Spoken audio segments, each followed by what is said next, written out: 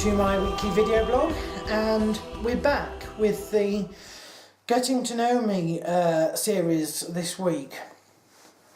And we're coming to the end of our first season, and the second event that sort of marks that, if you like. This is a story, a true story, that happened during the summer of 1993, not long after I broke up from junior school. So I was due to start secondary school in the fall. As was our custom back then, we took a family holiday to Norfolk. That was our regular haunt, I suppose, for holidays. To begin with, we used to do camping at West Runton, but by this point in my life we'd moved into caravans at a place called Kiln Cliffs, which is just outside Munsley. It's just ever so slightly south of Cromer. So it's on the coast, and we were due to be there for 2 weeks. We'd rented the caravan for 2 weeks. But halfway through, over the weekend, there was a wedding going on in Lincoln where we were due to perform. So the idea was that we went for the first week, and then my grandparents would come down at the weekend and stay in the caravan for sort of like a long weekend, and then we'd return for the final week, and then of course we had the rest of the holidays ahead of us, the summer holidays.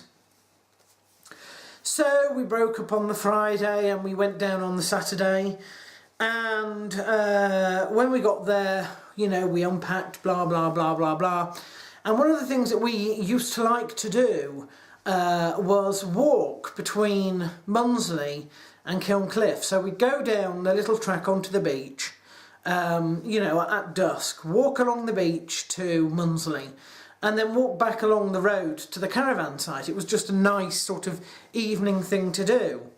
And we did that on our first day, on this Saturday night. I remember, because my mother criticised me for walking flat-footed. That's how I remember it. So there we are. This is way before diaries, way before video blogs, anything like that. When we got back to the caravan, it started raining, and it was a pretty bad rainstorm. It thundered.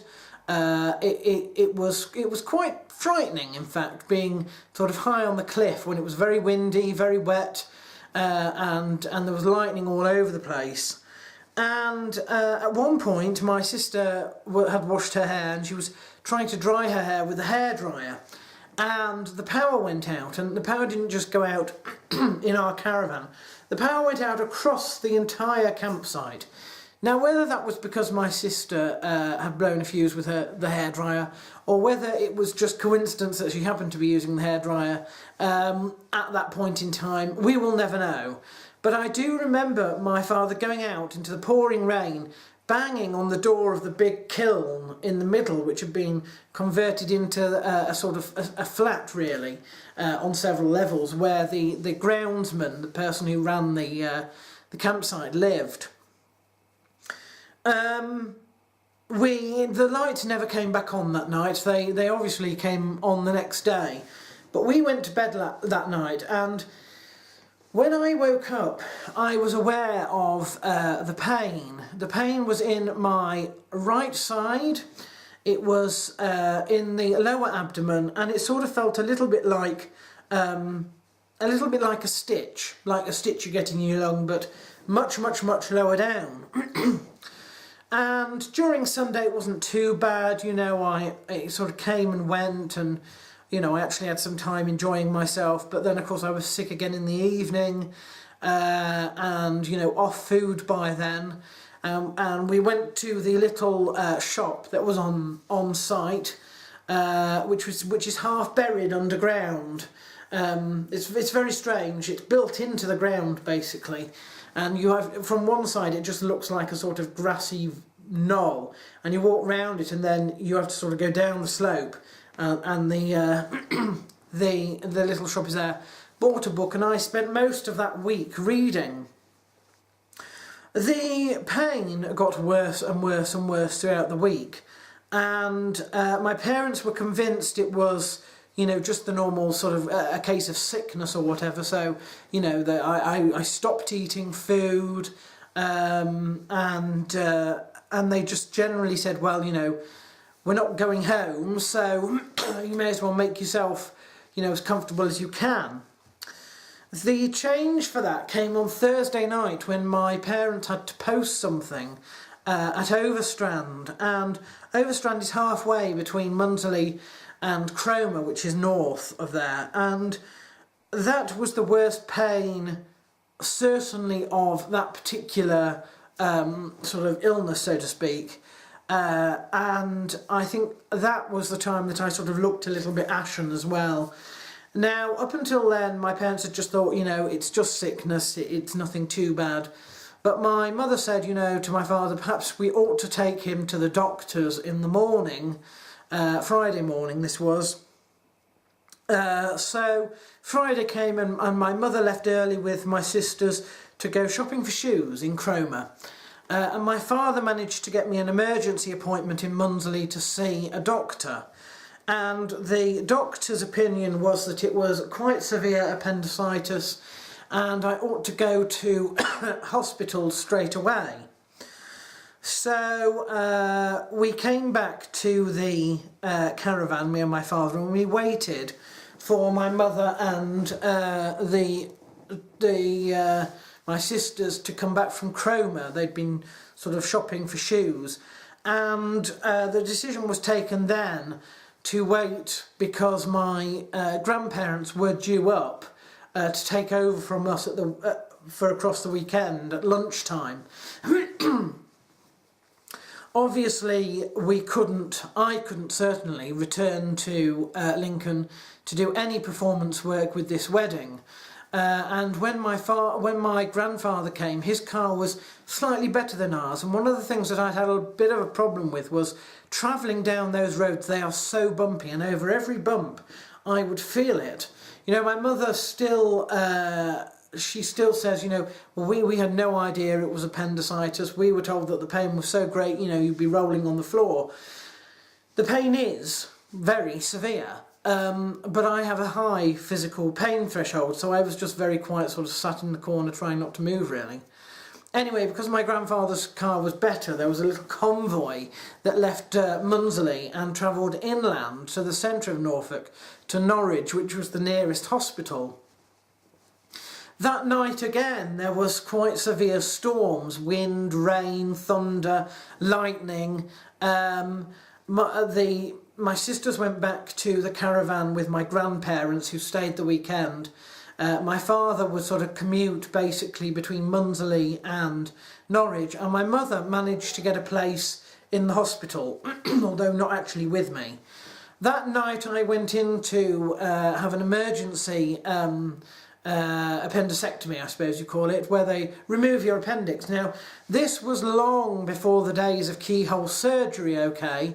And this was a nasty gash, left me with a nasty gash and a scar across a good portion of my abdomen on the right hand side. It's about that long. It's a good gash, and the guy who cut me open to remove the organ left the surgery halfway through, saying that he had to get somebody more experienced, his boss, to come in to finish it off because things were so inflamed, things were so awful, he wasn't sure what was what, he couldn't, do you know what I mean, he needed help.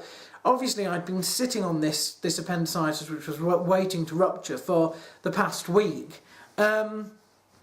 Finally they removed it, and I spent the next week that I would have spent at the caravan in hospital before going home as usual at the end of the 2 weeks that we would have had at hospital. And all I really remember about that is that it got very hot in the hospital, and my mother would sit there for hours reading me a Cadfile book.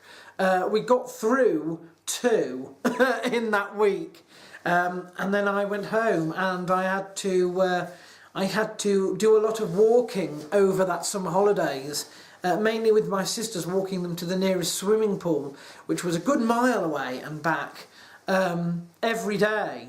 My mother forced me to do it in order to sort of basically aid my recovery. And that's the event that, if you like, I remember so well. I mark as a division between one season of my life and the next season of my life. Before the birthdays, I do have to make a very sad announcement, and that is Joshua the White, the budgie that was bought as the first budgie, and first bird, in fact, specifically for the Pulver House of Birds, Avery, when that opened in 2012, has died. It was a sudden death. Not really sure what caused it, but he was a clearwing, and clearwings are a little bit odd in their physiology. They don't really follow the natural sort of budgie laws, if you like. And certainly I had taken him to the vets on a number of occasions because I was worried about things that turned out to be just the way that he was. But they do have some strange sort of physiological bits that, you know, normal budgies don't have. So it could be something to do with that. You know, very sad, because Joshua was probably my favourite budgie. He's one of the oldest birds in the aviary that I've got, and a favourite of mine, really. So he's died. He was quite important to the flock. You know, he led the flock during the interregnum after Jens the budgie died, before I got Jens Jr.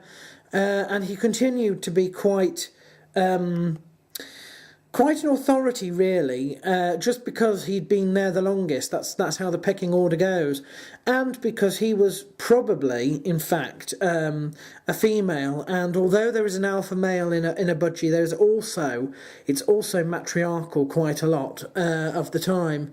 And he sort of was basically the oldest woman there, and yeah, so he commanded a lot of respect. So a bit sad about that.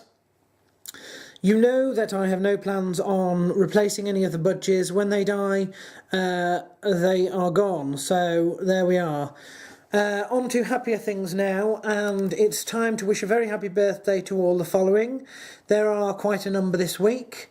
We've got Joey Beltran, Mark Fiore, Gareth Evans, Robert Hutchinson, Josh Underwood and Adrian Howe. So happy birthday to all of them.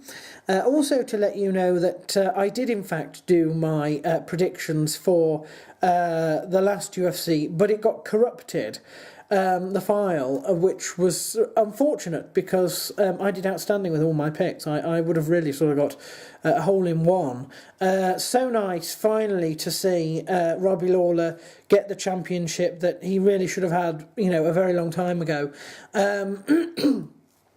Also nice to see Pettis defend again, although I do feel a bit sorry for Gilbert Melendez, because I do think that he's a very good fighter, but because he's fighting very high caliber people, he's just not having that sense of achievement, I think, that one could argue, you know, in a perfect world he would be owed. So there we are. That is the weekly blog for this week.